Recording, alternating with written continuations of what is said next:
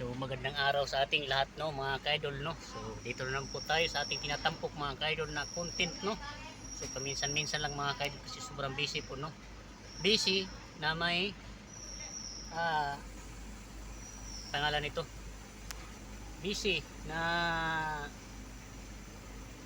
walang trabaho, no, mga kaidol, no.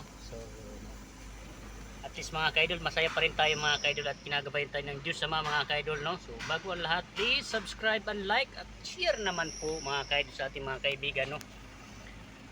So mga kaidol, nag-aaral na po tayo ng drive mga kaidol, sa Manlip, no.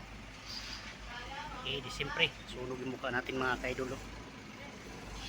Kasi galing po tayo sa bubong, no. Kasi iba muna yung nag-operate nito, mga kaidol, pero tinuturuan tayo ni Boss RJ magdadrive nito, mga kaidol, no.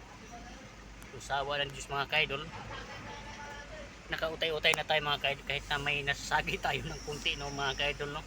So ika ng iba, pag hindi ka nakasira, mga kaidol, ay hindi ka matututo, mga kaidol, no. Pero mga kaidol, nung nag-operate ako ng tower crane, mga kaidol, no, ingat na ingat ako, mga kaidol. Hindi pa ako nakasira kahit kailan, no, mga kaidol, no. Kasi yun, mga kaidol, hindi ko talaga, wala talaga nagturo sa akin, no, mga kaidol, no. So siyempre, dati tayong rigger ng tower crane, natural, pagka halimbawa na busy yung operator sa taas, mga kaidol, pinapaakyat tayo, mga kaidol, no. So pampabawi ng uha, mga kaidol, o sting, pero paminsan-minsan lang to, mga kaidol, kaya sobrang pagod sa araw lang, mga kaidol, sa bisis lang.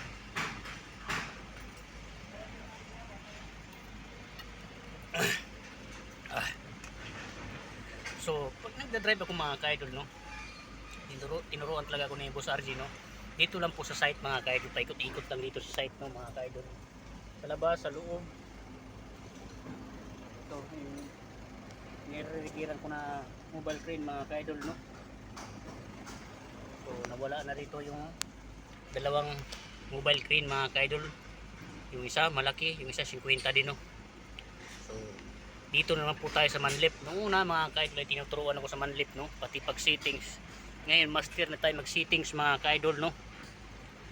Okay na kaayo tayo mag settings sa Manlip, mga kaidol, at lalo na pag operate, no. Siyempre operator naman tayo ng tower crane, madali natin matutunan yan, mga kaidol, no. Ito na naman po tayo, mga kaidol, sa pagdadrive, mga kaidol, no. Kailangan, mga kaidol, pag nag-operate ka ng Manlip, mag-drive ka rin, mga kaidol, no. Ganun dito, mga kaidol, maraming matutunan dito, mga kaidol, sa MMB, no, mga kaidol, no. Lalo na sa aming boss, no. So mega sa shout out sa iyo, Boss Robert, no. So taga probinsya din yan, mga kaidol, taga Bukidnon, no. Taga Malaybalay City, mga kaidol, malapit lang din sa amin, probinsya, no. Pero dito na tayo nakatira, mga kaidol. Matagal na po tayo rito, no. 24 years na po tayo rito, mga kaidol.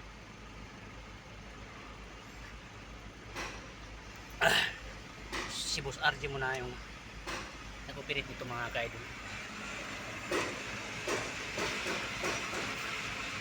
Ayan ang foreman namin dito, mga kaidol, no. Kasi pinagpapahinga muna niya, mga kaidol, kasi nag-rigger pa ako dun sa taas, mga kaidol. Napakainit talaga, Diyos ko po. 47 degrees, mga kaidol, ang init natin, mga kaidol, no. So, grabe, napakainit talaga. Tingnan mo yung mukha ko, mga kaidol, nasunog talaga dun sa taas, mga kaidol, no. Sa mga kaibigan din dyan, no, sa walang sawang nagsusuporta, ay mega loves out po sa inyo. Sana ay bigyan kayo ng biyaya ng Diyos Ama, mga kaidol, na sa panaliksik natin, mga kaidol, no. So siyempre minsan wala tayong pasok, mga kaidol, minsan may pasok, no, pero okay kayo para magawa ng paraan, mga kaidol, no. Doon ako sa hardware, mga kaidol, ay ganyan yung maniyuan ko doon, mga kaidol, no.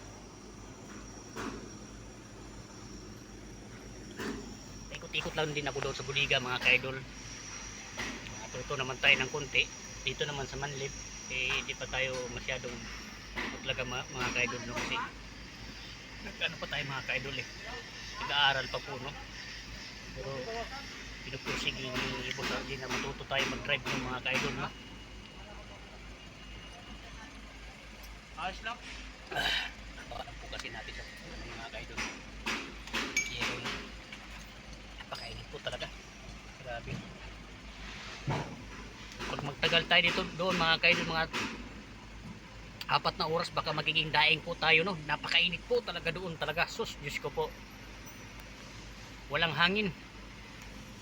Pero dito mga ka-idol, yung ginagawa namin dito mga ka-idol, no? So, butin lang at di pa ako nalipat ng Batangas mga ka-idol.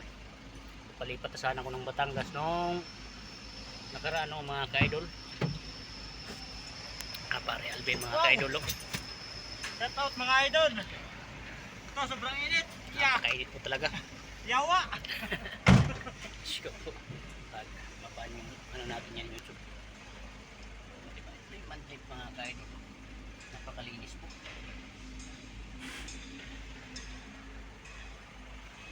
So ito yung Frodo mga ka-idol, oh. Talagang pinupursige talaga tayong matutong mag-drive, no, mga ka-idol, sa ating foreman mga ka-idol. Kasi marami rin kayong trabaho mga ka-idol, no.